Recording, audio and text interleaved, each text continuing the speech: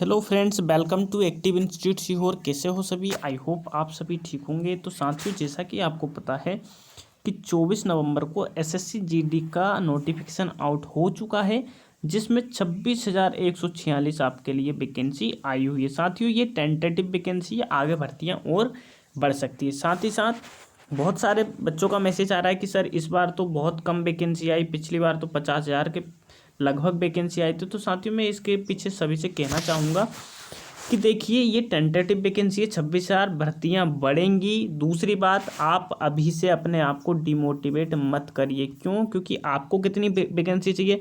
आपको सिर्फ एक सीट चाहिए ना, आपको 1,000 तो नहीं चाहिए। तो आपके लिए अगर ये एक सीट आपको चाहिए तो 26,000 तो बहुत है। तो इसलिए आपको डिमोटिवेट नहीं होना है और अपने टारगेट पर फोकस करना है ओनली। और आपको कुछ नहीं दिखना चाहिए, आपको ये दिखना चाहिए कि 26,000 में से एक वैकेंसी, एक सीट जो है वो मैं लेकर रहूँगा, चाहे कुछ भी हो जाओगे। तो साथियों, अगर हमारे साथ बने रहोगे तो मैथ्स के प्रीवियस ईयर के बहुत ही शानदार सॉल्यूशन यहाँ पर कराए जा रहे हैं, जो कि आपको आने वाले एग्जाम में बहुत हेल्प करेंगे। मैं ऐसा क्यों बोल रहा हूँ साथियों? क्योंकि लास्ट ईयर मैंने खुद रिटर्न क्वालिफाई किया था। मेरी हाइट थोड़ी सी कम है, इसलिए मैं फिजिकल में अपीयर नहीं हो पाया, राइट। तो इसलिए साथियों, मुझे पता है कि किस प्रकार से आपको 80 प्रश्न में से 20 प्रश्न गणित को 20 प्रश्न को कैसे सोल्व करना है, ताकि आपका टाइम बच सके। देखिए, और कहीं भी आप देख लोगे, कोई दिक्कत वाली बात नहीं है। लेकिन क्या है साथियों, देखिए, आप सभी जानते हैं कि टाइम बहुत इंपॉर्टेंट होता है एग्जाम टाइम में, है ना। हमें मान लो पूरे 20 प्रश्न आते हैं, लेकिन अगर आप एक प्रश्न में बहुत समय दोगे तो आप कैसे सोल्व कर पाओगे? नहीं कर पाओगे ना। तो बेस्ट अप्रोच हमें कैसी लगानी है हमारे एग्जाम की तरह की, तो वो अप्रोच साथियों आपको यहाँ पर मिलने वाली है, राइट। तो इसीलिए हमारे चैनल पर बने रहिए। अगर चैनल पर नए हैं तो चैनल को सब्सक्राइब कर लीजिए और बेल आइकन को भी दबा दीजिए, ताकि हर आने वाली वीडियो की अपडेट आपके पास सबसे पहले पहुंच जाए। और अगर साथियों इसी सेशन की आपको पीडीएफ चाहिए तो मिशन एसएससी जीडी 2024, ये हमारा दोस्तों टेलीग्राम चैनल पर ग्रुप है। अगर आप क्यूआर कोड स्कैन करेंगे तो इसके माध्यम से भी आप पहुंच जाएंगे। तो किसी भी माध्यम से आप हमारे ग्रुप पर जुड़ जाइए, ताकि आपको हर चीज़ का नोटिफिकेशन मिल सके और पीडीएफ प्राप्त हो सके। साथ ही साथ दोस्तों, देखिए, 24 नवंबर से 24 दिसंबर तक फॉर्म भराएगा, तो आप लास्ट डेट का इंतजार ना करें और अभी जाकर फॉर्म भर दीजिए। क्यों? क्योंकि लास्ट डेट में साथियों सर्वर एरर बहुत आती है और कहीं ना कहीं आपका फॉर्म रह सकता है, राइट। तो इसलिए आपको ये गलती नहीं करनी है, आपको कल जाकर ही फॉर्म भरना है। तो चलिए, बिना टाइम गवाए हुए आज के पहले प्रश्न की तरफ आते हैं, है ना। देखिए साथियों, एक त्रिभुज जिसका आधार और संगत ऊंचाई 3.2 मीटर और 75 सेंटीमीटर है, उसका क्षेत्रफल ज्ञात कीजिए। देखिए साथियों, अगर कोई त्रिभुज है तो उसका जो वो होता है ना साथियों, क्षेत्रफल वो होता है 1/2 बेस इंटू हाइट। बेस मतलब आधार, हाइट मतलब ऊंचाई, ठीक है। अब देखिए, इसका जो बेस है ना साथियों, वो तो दे रखा है 3.2 मीटर, ठीक है। और देखिए, मीटर में आंसर है और हाइट इसकी क्या दे रखी है साथियों? हाइट दे रखी 75 सेंटीमीटर। तो देखिए, इसको मीटर में बदलने के लिए हमें 100 का भाग देना पड़ेगा, ठीक है। तो ये हो गई हमारी 25 या 75, 25 चुक 100 मीटर हमारी हाइट हो गई, ठीक है। यहाँ पर रख दीजिए वैल्यू। देखिए, 1/2 बेस कितना है साथियों? 3.2। तो देखिए, 32 बटे में इसको 10 लिख सकता हूँ आराम से, इंटू में 3/4, ठीक है। अब देखिए साथियों, 2 × 4 = 8, 8 चौके 32, 4 तिया 12, तो कितना आएगा साथियों? 12/10। 10 का भाग दूंगा तो कितना आ जाएगा साथियों? 1.2 मीटर स्क्वायर। तो साथियों, ऑप्शन नंबर डी क्या हो जाएगा? आपका करेक्ट आंसर हो जाएगा। चलिए अगले प्रश्न पर चलते हैं। अगला प्रश्न है साथियों, एक गोले पर किन्हीं दो बिंदुओं के बीच की सर्वाधिक दूरी 6 इकाई है, गोले का आयतन ज्ञात कीजिए। देखिए साथियों, अगर मान लो आपके पास ये गोला है, तो गोले की आपको पता है, गोले में सर्वाधिक जो दूरी किन्हीं दो पॉइंट की होती है वो होती है साथियों व्यास की। किसकी होती है? व्यास की। तो मान लो कुल मिलाकर इसका व्यास क्या है, मतलब 2r क्या है साथियों, क्योंकि रेडियस का दुगना व्यास होता है जो है 6। तो देखिए, रेडियस कितनी हो जाएगी? 2 से मैं 6 को काटूंगा 3 बार, तो रेडियस कितनी होगी साथियों? 3।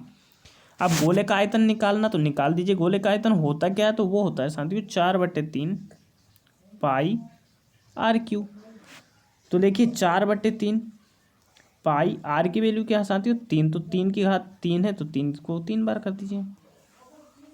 देखिए, ये 3 से 3 गया, 3 3 9, 9 चौके 36, तो 36 पाई घन क्यूब है ना साथियों, घन क्यूब, क्योंकि इसमें है तो 36 पाई घन क्यूब कहाँ हो जाएगा, ऑप्शन सी हमारा करेक्ट आंसर हो जाएगा। आई होप आपको समझ में आ गया होगा। अगला प्रश्न देखिए साथियों, एक निवेश योजना में चक्रवृद्धि ब्याज की एक निश्चित दर पर 1,20,000 2 वर्षों में 1,50,528 हो जाते हैं जब ब्याज की गणना वार्षिक चक्रवृद्धि आधार पर होती है। ठीक है साहब, समान योजना में पी रुपये की धनराशि का निवेश किया जाता है और ये 3 वर्षों में 3,51,232 हो जाती है, तो पी का मान ज्ञात कीजिए। अब इसको कैसे ज्ञात करोगे साथियों, तो देखिए इसको ज्ञात करने के लिए आपको पहले हिंट दे दिया कि 1,20,000 2 वर्षों में 1,50,528 हो जाता है, तो पहले हम रेट निकालेंगे है ना, रेट ऑफ इंटरेस्ट निकालेंगे तो हमारा काम हो जाएगा। ठीक है, तो निकालते हैं। देखिए साथियों 1,20,000 गुणा कर दो 1,50,528। ठीक है सॉरी, देखिए मैं काटता हूँ 12 से, तो 12 से काटा तो 12 कम 12 4 0 10,000 हो गया। 12 से इसको काटो, देखिए 12 कम 12 बचा कितना साथियों, 3 बचा, 12 दूनी 24 बचा 6 65 हो गया, 12 5 60 बचा कितना साथियों 5 बचा 52 हो गया, 12 चौक 48 बचा 4 12 चौक 48। ठीक है, अब ऐसा करते हैं साथियों, मैं काट देता हूँ इसको, मैं काट देता हूँ साथियों इसको, ऐसा करते हैं हम 25 से काट देते हैं ना। देखिए 25 से नहीं हम काटते हैं साथियों 4 से, तो देखिए 4 से काटा तो 100 कटता 25 बार, तो ये आ गई 00। 4 से इसको काटा 4 तिया 12 4 एकम 4 बचा 1 4 तिया 12 और बचा 2 4 छंग 24। ठीक है, फिर मैं काट देता हूँ साथियों इसको 4 से, तो देखिए 4 से अगर मैं काटता हूँ तो 4 से कितनी बार कटेगा, देखिए 4 छंग 24 बचा 1 4 दूनी 8 और 4 पंज 20 है ना। 4 से इसको काटता हूँ, देखिए 4 7 28 बचा 3 4 8 32 1 4 चौक 16। अब देखिए साथियों 625 और 784, देखिए 625 किसका दो बार से तो रूट चढ़ा दो, 625 होता 25 का वर्ग, 784 होता साथियों 28 का है ना, क्योंकि 729 होता है 27 का और 784 होता है 28 का। ठीक है, तो देखिए रेट हम यहाँ से निकालेंगे तो किस प्रकार से निकालेंगे, देखिए 3 बड़ा है 25 के रेस्पेक्ट में इंटू में 100, तो देखिए 25 चौके 100 और 4 तिया 12, तो कुल मिलाकर साथियों 12% की आ गई रेट ऑफ इंटरेस्ट यहाँ पर आ गई है। ठीक है, अब देखिए मैं बाकी चीज़ें रफ कर देता हूँ, मैंने ये कर दी साथियों रफ, और ये रेट ऑफ इंटरेस्ट कितना आ गया 12% यहाँ पर आ गया। ठीक है, अब देखिए साथियों कितना है, हमें 3 वर्ष का दे रखा है कि 3 वर्ष में कितना हो जाता है साथियों कि 3,51,232। ठीक है, अब देखिए साथियों हम ऑप्शन उठाते हैं डी से है ना। देखिए मान लो मैंने 2,75,000 उठाया है ना, तो एक वर्ष में अप्रोक्स ले लो कि 10% कितना 12 देखो हम 12% लेंगे है ना, तो देखिए ये 27,500 क्या है 10%, 12% और लेना है हमें, तो कुल मिलाकर 27 दूनी 54 5,000 और बढ़ जाएगा, तो हम इतना ही लेते हैं ना 27 ही लिया हमने। तो देखिए 3 वर्ष अगर मैं सिंपल इंटरेस्ट लूँ तो कितने हज़ार 81,000 हो जाएगा। ठीक है, जो कि देखिए अगर मैं 75 में 15 मतलब ये कुल मिलाकर साथियों किससे 3,51,000 से ज़्यादा हो जाएगा, तो ये ऑप्शन हमारा नहीं हो सकता। ठीक है, अब इसको लेता हूँ मैं सी को, तो देखिए 22,000 यहाँ पर अप्रोक्स लेता हूँ तो 66,000। अब 66,000 अगर मैं लेता हूँ साथियों, तो देखिए अगर मैं 2,25 में जोड़ूंगा तो 66,000 में तो ये पूरा 3 लाख पे भी नहीं पहुँचेगा है ना, तो ये भी नहीं हो सकता कुल मिलाकर। 3 लाख को लेता हूँ साथियों, तो देखिए 10% होता है 30,000, तो 30% तो साथियों 90,000 जो कि 3,90,000 हो जाएगा, तो कुल मिलाकर ये भी नहीं हो सकता। तो कुल मिलाकर साथियों यहाँ पर क्या हो जाएगा 2.5 लाख आपका करेक्ट आंसर हो जाएगा। और अगर आपको वैसे नहीं आता तो आप इसको ऐसे भी देखो हमने ऐसे तो निकाल लिया 2,50,000 इसका मूलधन हो जाएगा पी का मान, लेकिन आपको नहीं आता तो आप क्या करना साथियों, तो यहाँ पर देखिए आपको पास 12% दे रखा है, तो आप ऐसा करना 12% को फ्रैक्शन में बदलोगे 3 बटे जाएगा 25, तो आप करना 25 से 28 3 बार करना है ना, 25 से 28 25 से 28, और ये है ना साथियों इसको कर देना 3,51,232 के बराबर, तो आप बाकी जो आएगा वो इसके साथ गुणा कर देना, तो देखिए जो आएगा वो बचेगा 16 और 16 को गुणा इसके साथ करोगे तो आपका 2.5 लाख आ जाएगा। ठीक है, तो आप करके और कमेंट में बताना कि हाँ सर हमारे से जो है सॉल्यूशन होगा था। ठीक है, यहाँ पर देखिए टाइम बहुत हो जाएगा इसलिए मैं पूरा सॉल्यूशन नहीं बता रहा हूँ। ठीक है, चलिए अगले प्रश्न पर चलते हैं। अगला प्रश्न है साथियों, पी और क्यू मिलकर एक कार्य को 20 दिनों में कर सकते हैं। ठीक है साहब, देखिए पी और क्यू मिलकर एक कार्य को कितने दिनों में 20 दिनों में। ठीक है, क्यू और आर मिलकर 30 दिनों में कर सकते हैं। तो देखिए क्यू और आर मिलकर 30 दिनों में। यदि पी आर से 2 गुना काम कुशल कामगार है ना, पी जो है आर से 2 गुना है ना, तो मतलब पी की 2 एफिशिएंसी तो एक आर की 1 हो गई। ठीक है, ठीक है, ये अनुपात ले लिया। तो क्यू अकेला कार्य को कितने दिनों में पूरा कर सकेगा। ठीक है, कोई बात नहीं। देखिए टोटल वर्क ले लो, 20 और 30 का 60 ले लिया हमने। देखिए इनकी दोनों की एफिशिएंसी 30 और 30 दूनी 60, क्यू और आर की क्या हो गई साथियों, अपने 30 हो गई। ठीक है, अब देखिए हमें पी आर का 2:1 दे रखा है। ठीक है, तो देखिए मैं इनको जोड़ देता हूँ पहले तो देखिए इनको अगर मैं जोड़ता हूँ तो पी 2 क्यू है, P plus R plus 2 Q. ठीक है, बराबर कितना आ जाएगा साथियों, 5 है ना, ये इतना आ जाएगा। अब देखिए हमें क्या बता रखा है कि कुल मिलाकर पी और आर की एफिशिएंसी कितनी है, 2:1, मतलब पी की 2 गुनी है, आर के सापेक्ष में पी 2 गुना कार्यकुशल है। ठीक है, तो पी और हमें देखना है आर। तो देखिए क्यू हमारे पास यहाँ पर कॉमन है और आर यहाँ पर और पी यहाँ पर अलग अलग हमें दे रखा। ठीक है, तो देखिए पी और आर की मैं एफिशिएंसी को ऐसा कर लेता हूँ कि इनके अनुपात को मैंने एक्स मान लिया, तो दोनों को तो ये तो होगा 3x प्लस में 2q बराबर में 5 है ना। तो ऐसा नहीं, हम दूसरे तरीके से इसको कर लेते हैं। देखिए मैं इसको रफ कर देता हूँ क्योंकि जगह थोड़ी सी हमारे पास बची नहीं है। मैंने इसको किया रफ और अब कर लेते हैं हम इसको सोल्व। ऐसे भी हम साथियों इसको कर सकते हैं, देखिए है ना। देखिए फिर से बनाता हूँ मैं। देखिए p प्लस q किसी कार्य को 20 दिनों में कर रहे हैं। ठीक है, और q और r किसी कार्य को 30 दिनों में कर रहे हैं। ठीक है, इनका हम टोटल वर्क निकाल लेते हैं, जो कि आपको पता है एलसीएम लेकर निकालते हैं। तो देखिए 20 और 30 का कितना आ जाएगा साथियों, 60, जैसे अभी निकाला था। तो 20 तिया 60 और 30 दूनी 60, ये क्या आ गई साथियों, इनकी एफिशिएंसी आ गई। अब देखिए आगे बोला है पी आर से 2 गुना कार्यकुशल है ना। तो देखिए पी जो है आर से 2 गुना, मतलब आर की एफिशिएंसी 1 है तो पी की हो जाएगी साथियों 2। ठीक है, तो देखिए इसे हम यहाँ पर, अब ये आपको पता है ये एफिशिएंसी का रेशियो है ना। तो देखिए अगर मैं P को 2 लेता हूँ तो Q को 1 लेना पड़ेगा, और यहाँ Q को 1 लिया तो R को 1 है ना। तो देखिए बिल्कुल यहाँ पर हमारी जो है वो बैठ गई है यहाँ पर। ठीक, देखिए P 2 है, 1 R है, तो कुल मिलाकर हमारे Q की एफिशिएंसी क्या आ गई साथियों, 1 आ गई। और 1 की एफिशिएंसी से अगर 60 काम करना है तो कितने दिनों में करेगा साथियों, 60 दिन में। तो कुल मिलाकर ऑप्शन डी हमारा करेक्ट आंसर आ गया। देखिए साथियों ग्रुप डी का एग्जाम है, ये लॉजिकली बहुत पूछा जाता है। यहाँ पर लॉजिक आप लगाओगे तो आप कहीं गणित में फंसने वाले नहीं हो। ठीक है, देखिए हमने पहले सोचा था कि उस तरीके से कर ले, लेकिन वहाँ से हमें लॉन्ग प्रोसेस आ रही थी है ना। तो मैंने सोचा कि हमें क्यों ना शॉर्ट मेथड से जाना चाहिए, तो इसलिए हमने शॉर्ट मेथड से कर लिया। ठीक है, चलिए अगले प्रश्न के सॉल्यूशन की तरफ चलते हैं।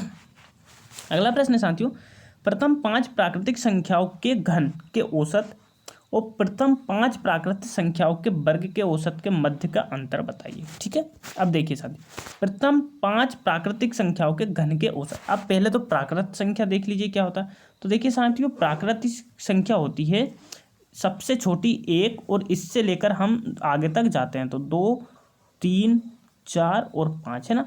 अब देखिए पहले हम क्या कर लेते हैं, इनके घन कर लेते हैं, घन कर लेता हूँ। ठीक है, तो देखिए 1 का घन 1, 2 का घन 8, 3 का घन कितना होता है साथियों 27, 4 का घन होता है 64 और 5 का घन होता है 125। ठीक है, जोड़ देते हैं साथियों,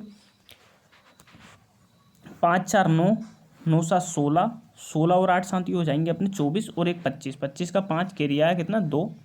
अब देखिए 2 और कैरी आया 2 4 6 10, 10 और 2 12 का 2 कैरी आया फिर 2 सॉरी 1। आप देखिए यहाँ पर बचा 1 और 1 कितना हो जाएगा साथियों 2 हो जाएगा। भाग दे दो 5 का साथियों, क्योंकि औसत निकालना। तो देखिए 5 चौक 20, 5 25, तो 45 आया पहले के है ना।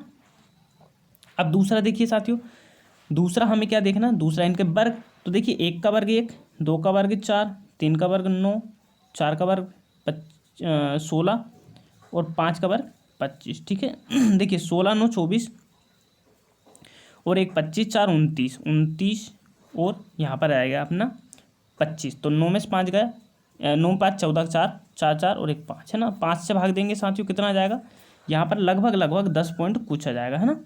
तो देखिए लगभग अंतर हमें बताना, तो कुल मिलाकर साथियों कितना आ जाएगा, अगर 45 में से 10 पॉइंट कुछ घटाऊंगा तो मैं, तो देखिए 10 पॉइंट कुछ घटाऊंगा तो साथियों 35 से कम ही आएगा। तो कुल मिलाकर यहाँ पर 34 यहाँ पर क्या हो जाएगा साथियों, करेक्ट आंसर यहाँ पर हमारा होने वाला है। ठीक है, तो इस प्रकार से आप यहाँ पर इसको सोल्व कर सकते हो। अगले प्रश्न पर आते हैं। अगला प्रश्न है साथियों, ए एक काम को 15 दिनों में कर सकता है। तो देखिए ए 15 दिनों में कर सकता है। ए ने अकेले कार्य आरंभ किया और 4 दिन कार्य किया। ठीक है साहब। बी ने अकेले शेष कार्य को 18 दिन में पूरा किया। ए और बी मिलकर उस काम को कितने दिन में पूरा कर सकेंगे। देखिए यहाँ पर दूसरे तरीके से हमें करना पड़ेगा, है ना। देखिए ए 15 दिन में कर सकता है, तो 15 दिन में एक का गुणा कर दें। ठीक है, अब बोल रहा है ए ने अकेले आरंभ किया और 4 दिन तक कार्य किया। तो 4 दिन तक ए ने किया। अब बी ने अकेले शेष कार्य को 18 दिन में कर दिया। तो 18 गुणा बी कर दो, है ना, क्योंकि हमें निकालना है। अब पहले एफिशिएंसी निकाल लेते हैं। तो देखिए ये इधर आएगा तो कितना हो जाएगा साथियों, 11 है, क्योंकि 15 में से 4 जाएंगे 11, और इधर है साथियों 18 बी। तो ए और बी की एफिशिएंसी कितनी आ गई साथियों अपनी, 18 ए की आ गई, बी की आ गई अपने 11। अब टोटल वर्क निकालना, तो देखिए साथियों 18 का गुणा ए में कर दें। तो देखिए 18 का गुणा 15 में कर दें, क्योंकि 15 क्या है अपने दिन है, और भाग दे दो इनके दोनों की एफिशिएंसी का। तो देखिए साथियों 8 और 1 9 और 2 29 का भाग कुल मिलाकर हमें देना है। तो इनका गुणाई करना पड़ेगा। देखिए 15 8 120 का 0 कैरी आया 12, 15 एकम 15 और 12 होते हैं साथियों 27। तो 270 बटे आ गया साथियों 29, है ना। अब 29 90 होता है साथियों, अगर आपको पता नहीं है तो 261 होता है। तो कुल मिलाकर 9 और 70 है, तो 9 9 बटे 29 आपका करेक्ट आंसर हो जाएगा। ठीक है, 9 9 बटे 31, 9 9 बटे 29, है ना। तो देखिए यहाँ पर 9 8 बटे 29 दे रखा है, जो कि गलत हो जाएगा, आपका 9 आएगा, है ना। 9 9 बटे 29, तो ये हो जाएगा, इसमें कोई भी ऑप्शन नहीं दे रखा है ना। तो दोनों मिलकर 9 से ही 9 बटे 29 दिनों में कार्य कर देंगे। ठीक है, तो आई होप आपको समझ में आ गया होगा। अगला प्रश्न, 2 ट्रेनें एक ही समय में मुंबई और दिल्ली से प्रस्थान करती है। ठीक है साथी, एक मुंबई से और एक दिल्ली से, एक ही समय, मतलब समय उनका समान है। ठीक है, बोल रहा है क्रमशः 15 किलोमीटर पर आवर और 26 की 4 किलोमीटर पर आवर की दूर से एक दूसरे की ओर बढ़ते हैं। ठीक है, जब वह मिलती है तो पता चलता है कि एक ट्रेन ने दूसरे ट्रेन से 99 किलोमीटर अधिक दूरी तय की, दोनों स्टेशनों के बीच की दूरी। अब देखिए साथियों, आपको पता होना चाहिए, अगर ये मुंबई है और ये दिल्ली है, और इनके बीच में 2 ट्रेन हैं, जो एक मुंबई से चलती है और एक दिल्ली से उसी समय चलती है, तो जिसकी ज़्यादा स्पीड होगी वो ज़्यादा दूरी तय करेगी, है ना।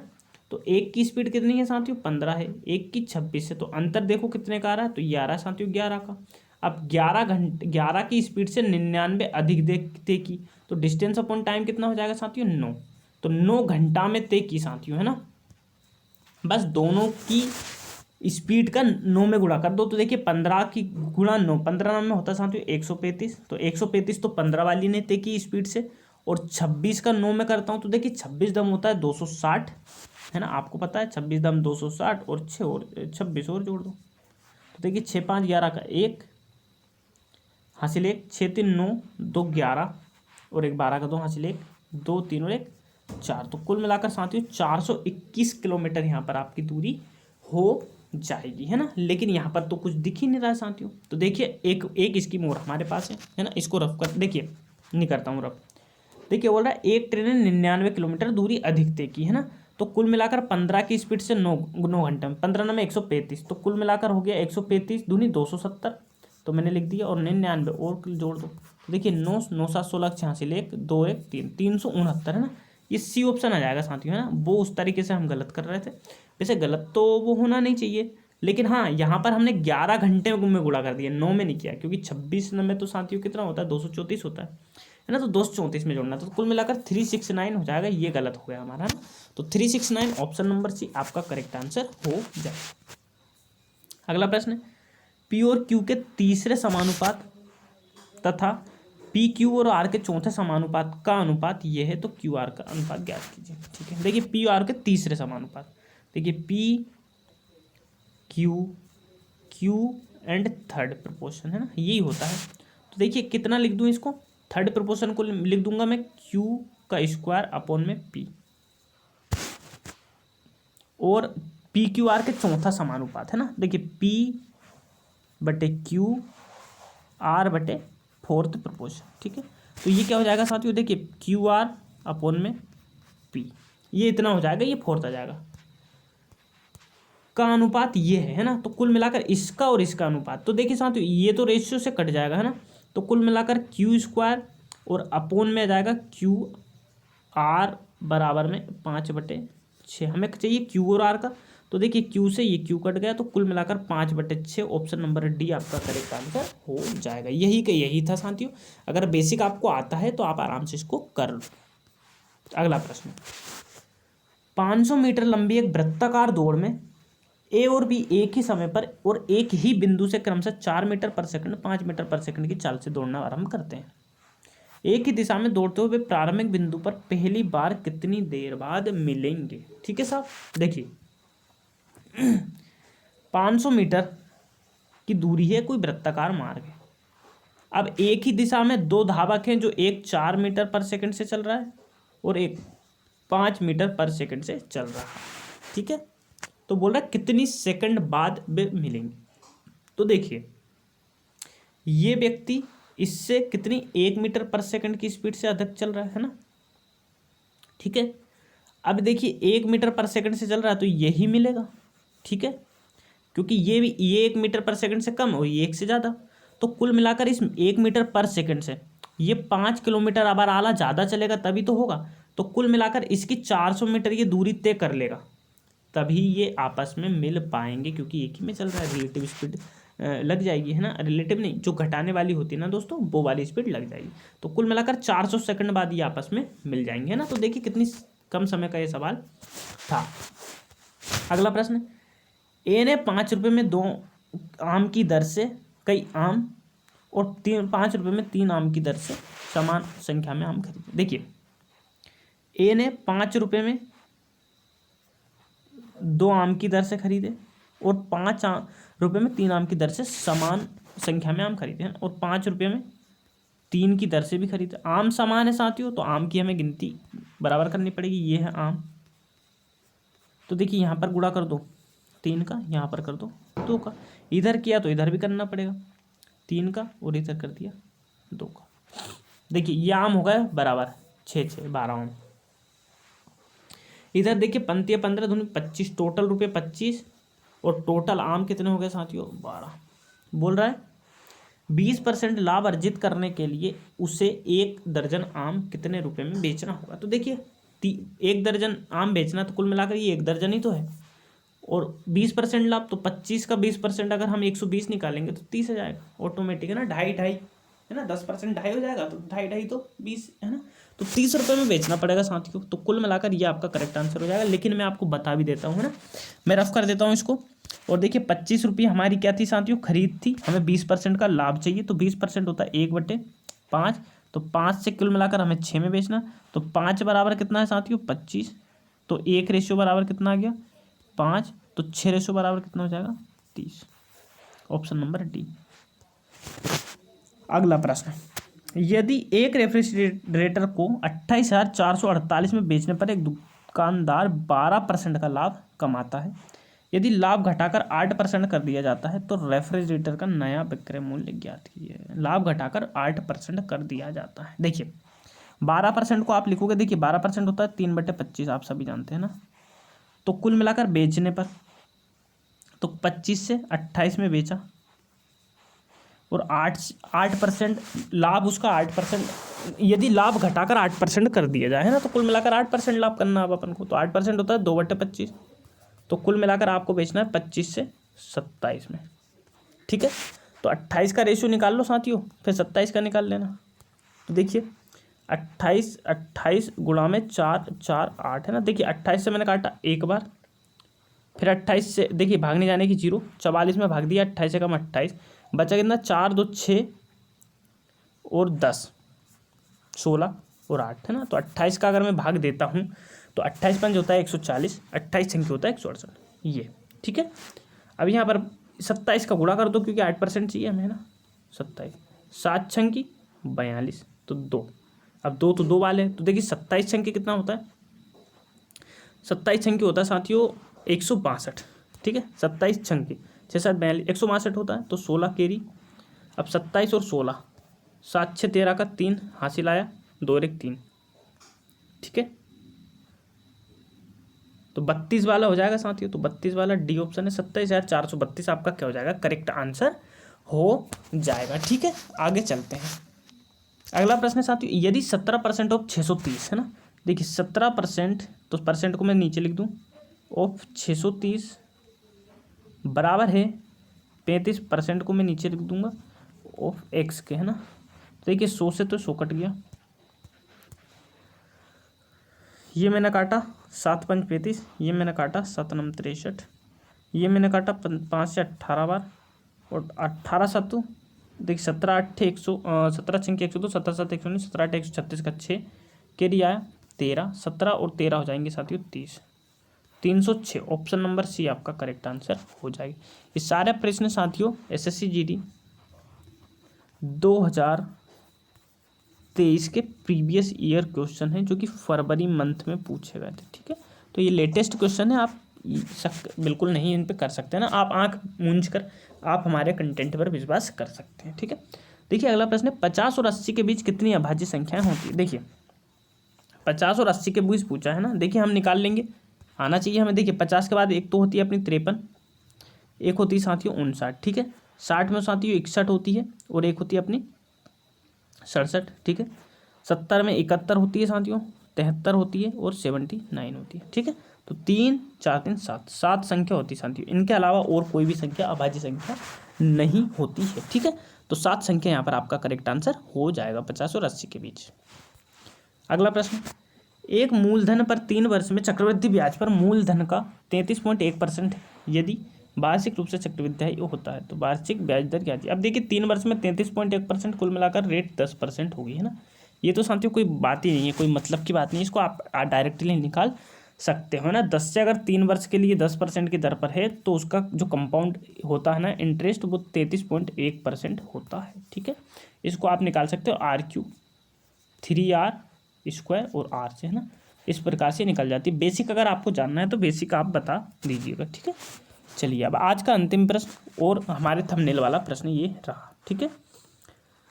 प्रश्न है, समलंब चतुर्भुज का क्षेत्रफल ज्ञात कीजिए यदि इसकी 2 समांतर भुजाओं की लंबाई 10 सेंटीमीटर तथा 12 सेंटीमीटर और ऊंचाई 8। देखिए मैं समलंब बना देता हूँ,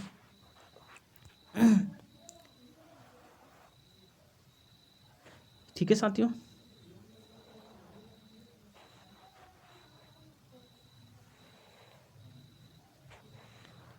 और एक मैंने ले लिए, ठीक है। देखिए मैं रफ करके अच्छे से बना देता हूँ थोड़ा सा, अरे नहीं, थोड़ी सी इसको डार्क कर लेता हूँ मैं, ठीक है, और रेड से बनाता हूँ, अरे ठीक है, ये मैंने लिए साथियों, ये लिया मैंने,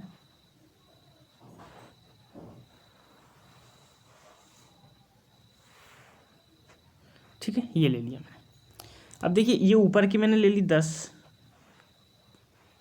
ये मैंने ले ली 10, ये हो गई 12, और इसकी चाहे तो ये हाइट हो गई ना, ये हो गई 8, ये हाइट हुई 8। तो आपको पता है, क्या पता है कि 1/2 दोनों समांतर भुजाओं का योग मतलब 10 और 12 कितना हो जाएगा साथियों, 22, और इनटू कर देते हैं हम हाइट का मतलब जो कि 8 है, ठीक है।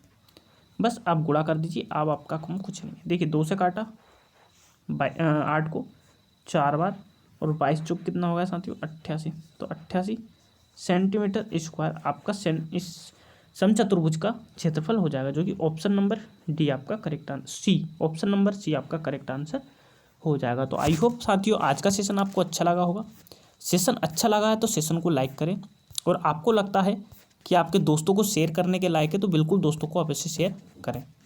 मिलते हैं नेक्स्ट वीडियो में ऐसे ही प्रश्न के साथ, और अगर अभी तक आपने टेलीग्राम चैनल ज्वाइन नहीं किया तो ज्वाइन कर लीजिए, क्योंकि यहाँ पर प्रश्न की PDF आपको मिल जाती है, ठीक है। मिलते हैं साथियों नेक्स्ट सेशन में, तब तक के लिए थैंक यू, बाय बाय।